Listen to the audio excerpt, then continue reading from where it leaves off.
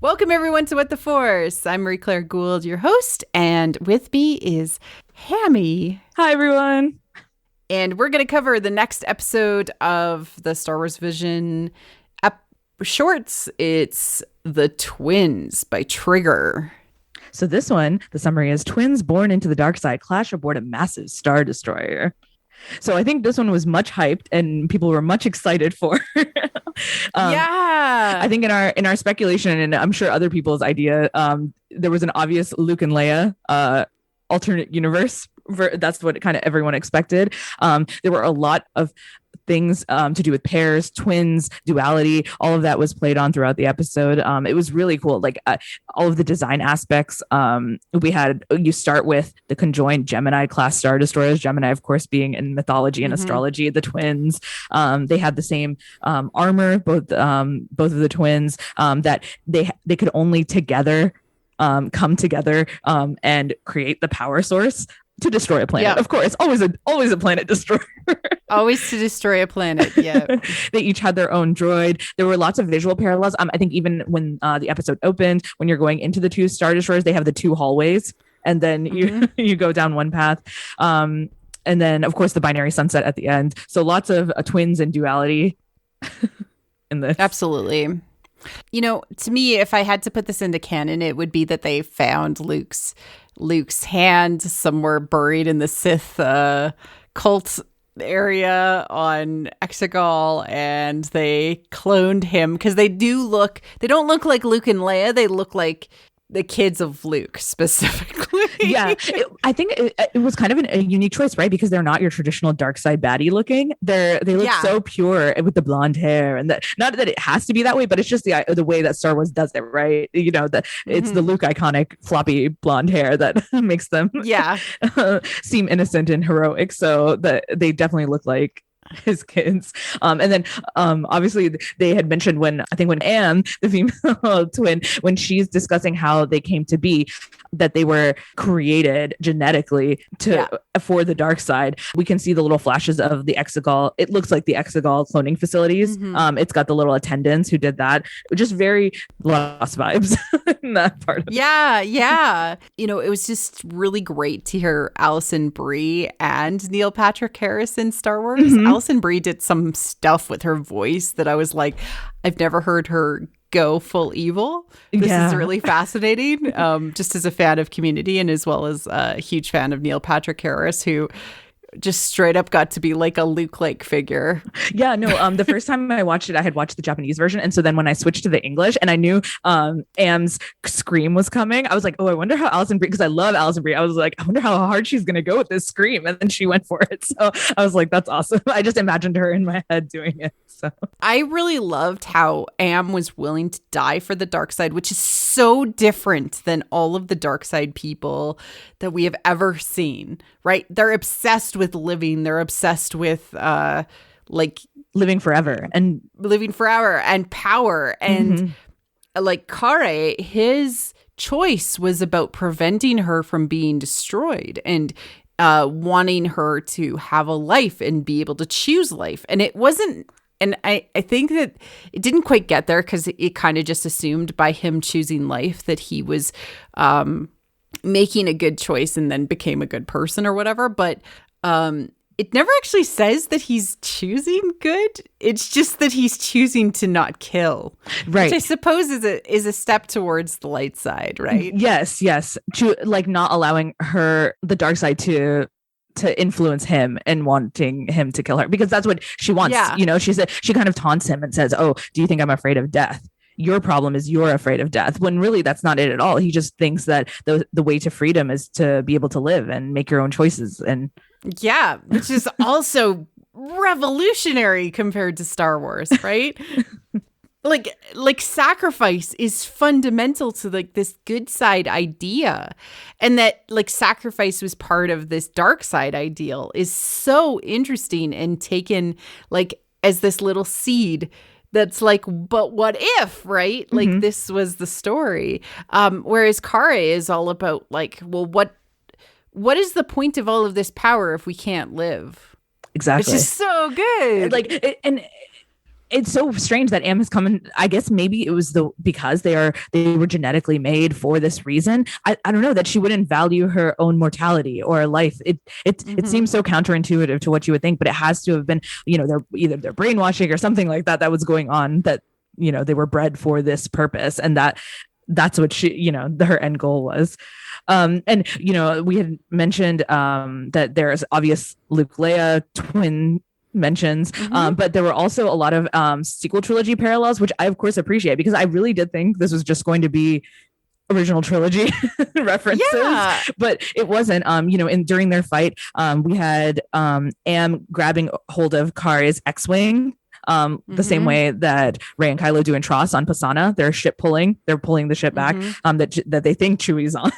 And then there was also the Last Jedi throne room scene when Rey and Kylo are fighting over the legacy saber. And Am and Kari were fighting over the lightsaber, the kyber crystal, the power source. Power source, yeah. And I think I'm sure there's more that you could be said about that, where Rey and Kylo are fighting over the legacy saber, and then this is also a kyber crystal, and then the kyber crystal splits in half. And that's what ends up happening for them too. A piece goes to her and a piece goes to him, and then they end up using those individual pieces. I think it would have been something cool that I think we all wanted to see with Rey and Kylo. Like, what would they have? What would have happened now that the kyber crystal is split? Like, there could have been something cool that had been done with that. No Tross 8. It's just we could have gone somewhere after that, after you split the legacy saber. Like, what does that mean to both of them? Finally, Rey, while she's doing the force pulling, is shooting lightning, and both of them have that ability in this. And then finally, when Kari is able to save Am, and it's through the holder maneuver, he goes at hyper light speed and perfectly destroys not her, but just the kyber crystle. Just the kyber crystal and the ship, right? Right. Splitting the ship in half, and then we get the same. Well, actually, the moment before, when they first split the kyber crystal, we get the Last Jedi sound cutting out explosion, and then when he splits the Star Destroyer into two, that's when we get the silence and the quiet moment. So it was just, oh, okay, this is very, very TLJ. Yeah, absolutely. I also loved that his lightsaber with the piece of the power source, the kyber crystal that he puts into the lightsaber, that very cool moment when he like jams it into the lightsaber.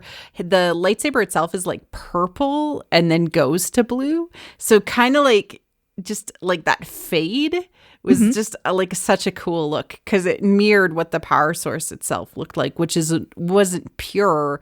It had all of these mixtures in that, which was very cool and symbolic.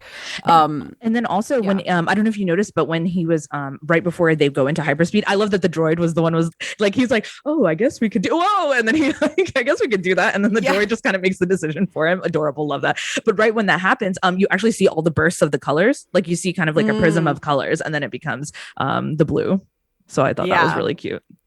I mean, that kind of reminds you of the Ninth Jedi, right? Where the colors change. So the things that they're doing with the lightsabers, like, we love it. We're on it. Yeah, we're all about what they're exploring with the lightsaber mythology. It's very cool. I also really loved that, like, it was about just choosing your own destiny and choosing your own path, and his path, not to follow what was written for him or why he was created, was to just make his own decision. And that was what allowed him to break away from, the story that was written for him. I also loved that we had evil C-3PO and an R2-D2 with the B2ON and R Duo. Yeah. I thought both are names as well, right? Like B2ON has the two, and then R Duo is duo. I thought that was another cute aspect of the twins. And there was like multiple, like, so you already mentioned like the Gemini class Star Destroyers, the twin armor, the two droids, like very much mirroring how, in the end, Leia ends up having like C-3PO as her companion, and Luke ends up having R2-D2, very much like that. There was also like visual parallels in the armor and like how things ended up being similar in the ships, etc. But we also got like just this straight up idea that they were a dyad and that they're more powerful together, which, like, I think that's one of the things like we didn't talk about with the duel really when we dug into it, but this feels like the start of a story where it leads off. He's on a desert planet. His ship is so coolly dug into the ground and he's sitting on top of it and he's like, don't worry, I'll find her. Like you're like, okay, yeah, where's the rest of this story? You know, like he's going to go and find her and he's going to go and save her. I do have a question for you as straight from your shipping heart. Would this have been more powerful if they were not twins, but both created in the dark side and like not related? Oh, and instead it was romantic? Yeah. Obviously I love romance and that's what I would want, but I am very selfish about Rey and Kylo. So I'm kind of like, I think I was worried going into this because I was worried about the dyad implications I don't know why. I was really worried going into this. I was like, oh, what is this going to say about the dyad and what it means? And I just don't want that. I don't know. Their relationship feels so pure to me that I don't know if it's hard for me to be like, oh yeah, another ship is fine. Another romantic ship. But I think there could be something said about, you know, I don't like Rey Palpatine, but let's say that was the case. And we had two Darksiders. We had the grandson of Vader and the granddaughter of Palpatine. And they fall in love instead. And all of that. There is something epic about that. And so they could have done that. But I don't know. I think I was okay with them being actual twins in this. Because I do like the idea that they were trying to create a dyad and maybe weren't successful, except for the fact that they do care about each other, right? More than they care about maybe the dark side. Yeah, although we didn't see that from Am. I think that's a lot of the speculation post Tross is that was Palpatine trying to create a dyad? Was he what was he doing with all of his genetic experimenting? Obviously, it's to prolong his life, but he knew about the prophecy. Were Siths in the past trying to create a dyad? Is that what this is? It would have been. It could have. There's definitely more space to explore that.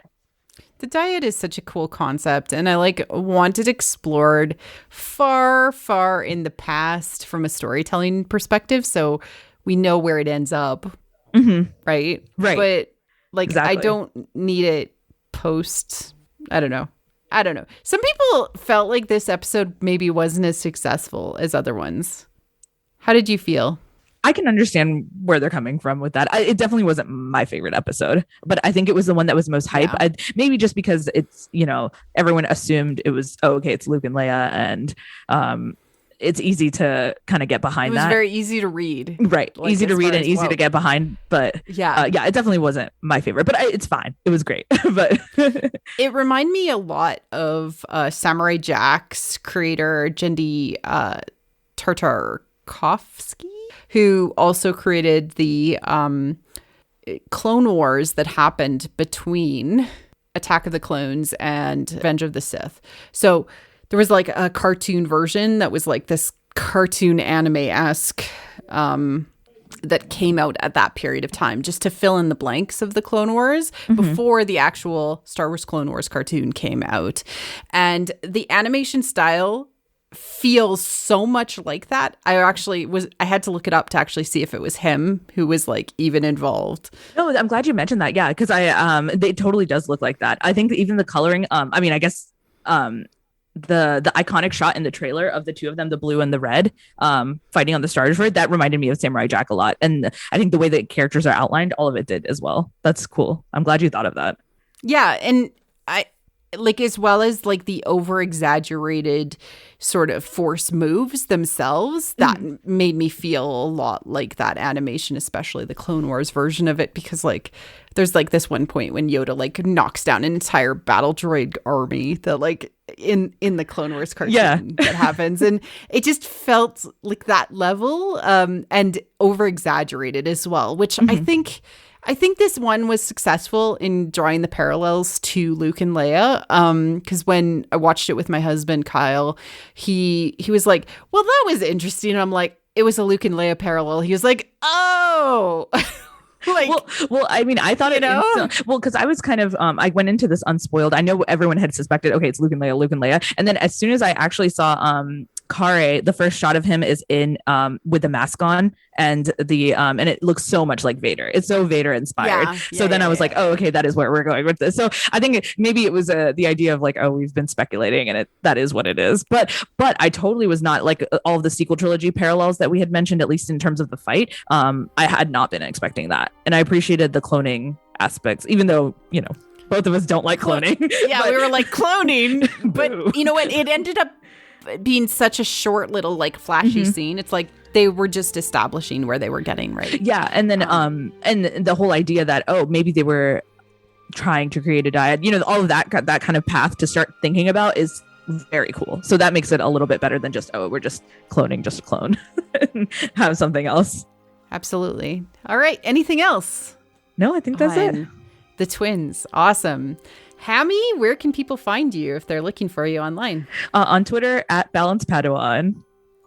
Awesome. See you guys next time for The Village Bride.